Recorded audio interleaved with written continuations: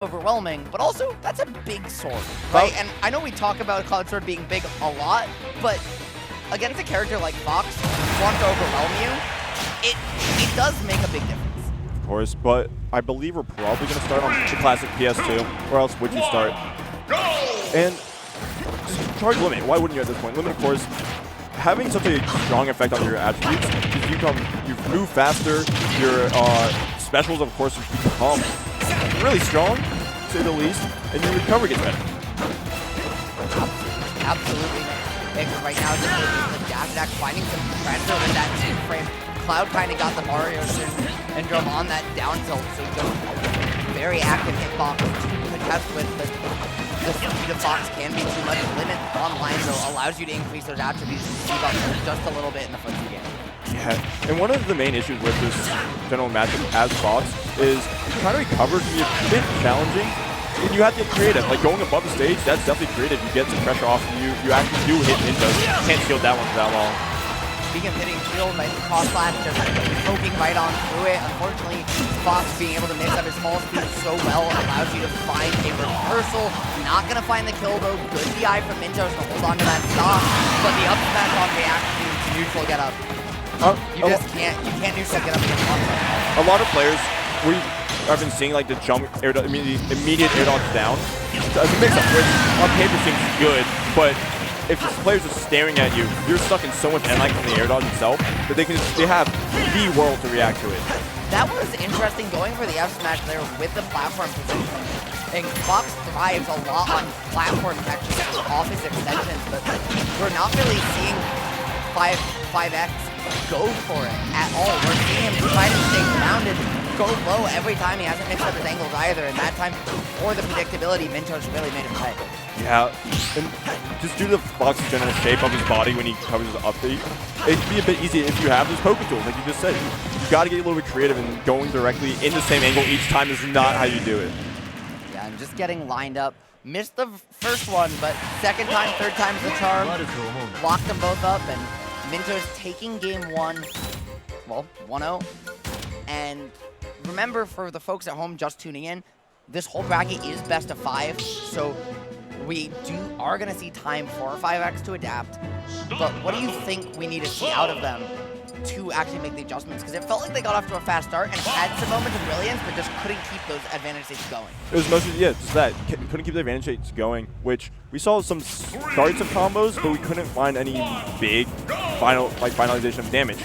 And by not being able to keep up with the Cloud, you're just going to lose, especially when you're dying at like 40% just due to your off-stage limitations. And that's not great either. Going directly up is not it either, because it's just an layup at that point. Exactly. You can do something called a wall ride, right, where you angle into the stage to avoid those spikes, but 5X not opting for it and now getting caught back off stage again. MINTOS just playing to their win conditions very well here and really doing a fantastic job of just locking down this Fox. How you can see right now, the aerials from MINTOS are just keeping 5X out and couldn't grab ledge, and you're just flying free at that point. You're in special fall. Cloud has that back air. He has every option. He realistically, if he wanted to, he could have gotten it forward smash charging there, and it would have hit, but cannot be whiffing moves on Cloud, especially when he's that close to you. Yeah, especially right, Fox up smash especially has so much end lag. It does come out fast, but you better hit it, and unfortunately down tilt not a way to confirm. Just resetting the neutral there, I like the patience at least. You need to give yourself an opportunity and not force the overextensions like you have been a couple times so far in this set if you're 5X. The jab just not going to find a smoke with some smart DI up, but pushing you back far enough in shield to outspace it and just lighting up the F smash. That was some fantastic heads-up awareness. Yeah, Cloud does smash slow, but it does have a bit of range, and it's strong, especially when you have a little bit of rage on your side. It's definitely helpful. Fox, not the heaviest to say the least, quite light. You're just gonna explode at that point. You cannot be whiffing those. You can't be letting the heal. You have to play safe. Did someone say light and Fox in the same sentence? Never heard that one before. Anyways, getting on into the next game. We're seeing the switch over to small battlefield. We saw Hollow Bastion not work out at all, so instead just opting to go back to the biplatform and try and reduce that space even further, right? Hollow Bastion still has a lot of room to work with, though not as much as PS2. Small Battlefield, on the other hand, kind of closes things down quite a bit. It's just, Small Battlefield and Hollow actually do have the same. Okay, they're the same stage size. Yeah. For some reason, I thought they weren't. The general, like the blast zones are different. Ceiling's the same, I believe. Small Battlefield maybe a little bit bigger on the sides, or this may even be the same blast zones. Who knows? But the stage size itself is the same. But how the introduction of the 2 platforms instead of 1 make it a bit easier to move around, just due to the fact that you're not getting constantly trapped underneath 1 platform. It makes it a bit easier to move. Makes it a bit easier to land and move between these 2 platforms. I was going to say as well that the platforms being closer to ledge give you more mix-ups off ledge, which is really where 5X has struggled. So that could also be a part of it. The 2, as well, as you mentioned, not just good out in disadvantage, but also allow you more opportunity to find platform tech chases. Is with the angle up tilt sends that still just not willing to commit at this point, getting caught either over swinging or not swinging far enough, still able to finally up smash and close out the first off. Yeah, Fox does have that movement speed to be able to cover any, I don't say at that point, any tech option.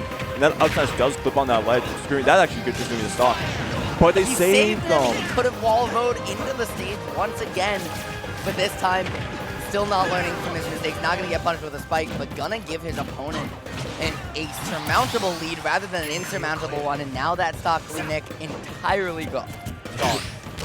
Did lose your first, like at least you are right now at the same. That's going to be some damage.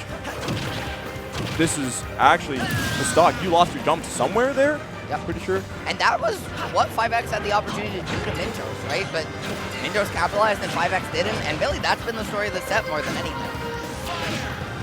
And you can see trying to avoid that down here at the ledge interaction we've been seeing consistently throughout this set. And MINTOS, after that losing that first stock, they've just not been letting 5X breathe like, at all. And we're seeing the cost of that. Yeah, and speaking of seeing the cost of that, it felt like 5X was kind of resigned themselves to defeat there a little bit at the end. That was not great DI on that back air. Yeah, we can even see that they got taken out of the zone. They were after the second stock loss. If you looked at the player cams, you could see them